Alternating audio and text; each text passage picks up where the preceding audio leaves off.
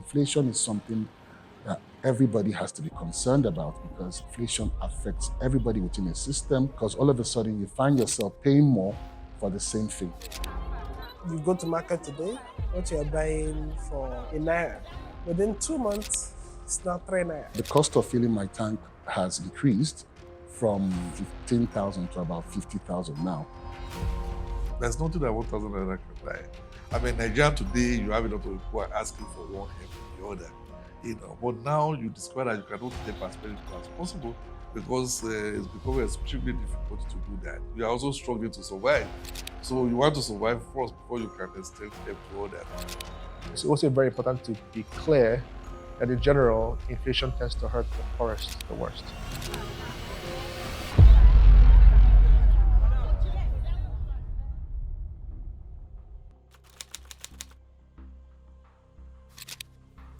At the end of 2001, Nigeria's inflation rate reached a yearly average of 18.9%.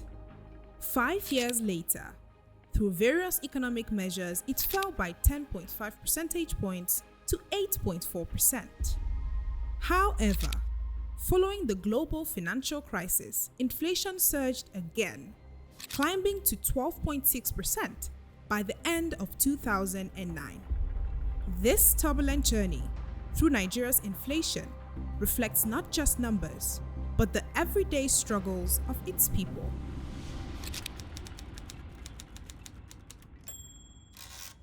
Most textbooks will tell you that inflation is a general increase in price level, which is fine, but the breakdown of it essentially is the fact that there's either too much money chasing a few items, which more or less means that the prices must go up. It's simply how prices are changing from one period in time to the next. So it's a measure that we economists use to try to understand how prices are changing over any period of time. You notice that, the price of things that you purchase and also services, rise over time. And, it's a general question in economics, what is driving, this increase in prices? The price of things 30 years or 50 years ago cannot be the price of things today. So there is an aspect of inflation that is actually a natural phenomenon.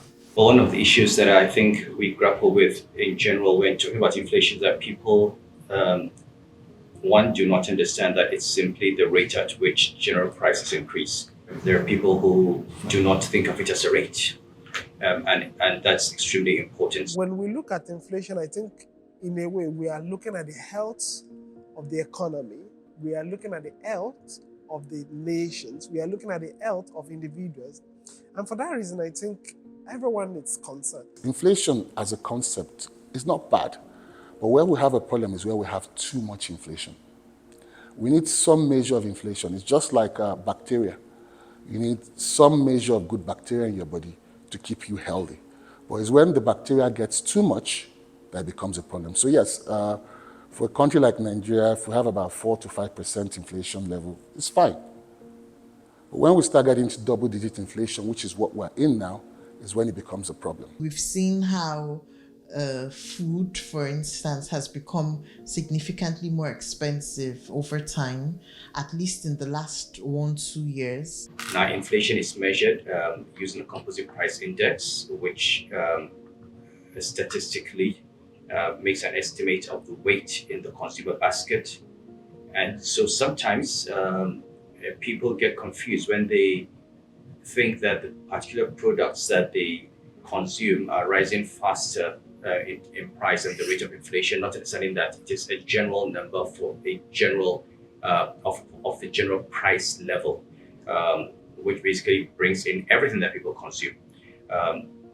But in general, it is a measure of the value of the currency relative to goods and services. What central banks do is that they have what they call a basket of goods that they look at, or items that they look at. For example, you can look at transportation, the cost of transportation, your taxi fare, your bus fare.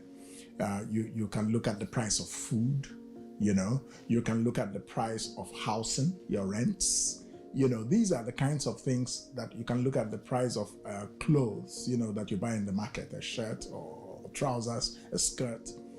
So all these things are put together in what is called a consumer price index. As the country approached the peak of the 2015 general elections, inflation stabilized at 8.7%. Yet, rising food insecurity and the onset of the COVID-19 pandemic dramatically altered the landscape, with inflation closing out 2020 at 15.75%. Most fundamentally, inflation is influenced by the supply of money in every economy. If the supply of the currency, say the naira, if there's too much naira chasing too few goods, we're not producing as many goods and the economy is not growing very quickly, but there's a lot of naira to spend, the value of the naira relative to what it can purchase begins to decline. Now, the COVID-19 created a situation where we had more or less a shutdown in productive activities across the world and to a large extent in Nigeria. So that in itself created a reduction in the production of goods. So the amount of goods available within the country and within the world generally was reduced. Now, of course, that happened. And then after the COVID-19, after the lockdown, governments wanted to stimulate the economy, they wanted to boost actions, and then governments pumped a lot of money into the system to stimulate activities, get people started. So all of a sudden we have a lot of money in the system, very few items. Now, a lot of it is driven by things like a lot of the palliatives that took place in the COVID-19. That's one issue that pushed up the whole process. So now you have a lot of money, very few items to spend it on. Of course, the next thing that's going to happen is what? The prices will go up. And if you look at the data, the inflation in Nigeria has been driven primarily by food prices. And why is it that food prices are high or expensive? It's simply also because most of Nigerian food that we produce domestically come from the northern parts of Nigeria, the northwest, northeast, and north central. Now, those are the areas that insurgencies, hit most. So you find that many farmers could not go to farm. Some of them are in camps, refugee camps.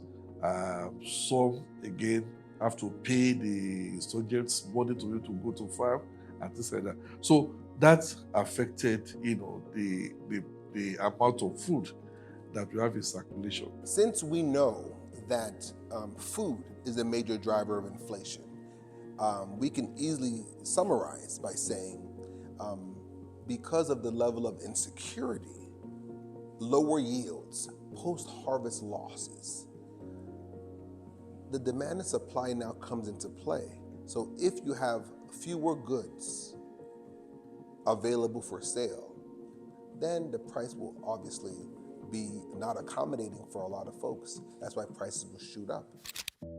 Balancing economic growth and stability is a delicate dance. Over the years, Nigeria has faced numerous hurdles, from oil price volatility to corruption. Each challenge amplifies the inflationary pressure on our economy. Obviously, if you've had too much, if you've been expanding money at too fast a rate, you now have to slow down the rate at which you expand money. You should go into a process of monetary tightening. No one would argue that you go back to the money supply numbers of 8 years ago. Okay, you can't, because you then bring the economy will just crash land. Okay, so where we are, we now need stability. We now need to slow down the rate at which prices are going. That's what lower inflation means. Okay, prices will continue to increase, but you want to slow down the rate at which they're increasing. I believe there needs to be a better coordinated attempt at dealing with this inflation, because the issues go beyond something that the CBN can handle. Take, for example, you look at the CBN. Now, under normal circumstances, some of the monetary policy attempts the CBN has made, like increasing interest rates, reserve requirements, would have been more effective. But Nigeria is a peculiar case. We have a situation where the large amount of money, the amount of money in circulation out of the banking sector is higher than the money within the banking sector. So money in the informal, stroke black economy is a lot more. So which hampers a lot of the effort of what a typical CBN governor can do. In a sense, we've tried to use monetary policy to fix supply problems, and that hasn't worked out so well because we've ended up with kind of two problems. Productivity that hasn't gone up, but at the same time, money supply that has grown too fast. So I think the big lesson from the last decade is that monetary policy can't solve all problems. Monetary policy, they are good, it's very good, it's one way, but it's not the only way, okay? Monetary policy is short-term, addresses demand, if when you have excess liquidity, and most of the time you have some excess liquidity that is going on. So monetary policy can tackle that. But how would that affect terrorism, affect insurgency, affect people who cannot go to farm? That is not to solve that problem. I would advocate, first of all, have a 6 months, 9 months sensitization period where you're talking to people, explaining what you want to do, the implications, and how it's going to work. Then engage in a gradual process where you put us into a digital economy, even if it's not permanently, but at least for a period of 9 months or more, where you are mopping up all the excess cash in circulation. And until we change that dynamics whereby there is synergies between policy, investments, and also individuals also see and can tap into those kind of strategies that government is putting on ground in all of this. That is when we begin to see the change. We can't see change without policy, but we can also see change without people buying into those policies. So we need to have these fundamental understandings when we are making economic policy. So that process of how to create value addition in everything that we are doing is the secret on which our economic policy must focus.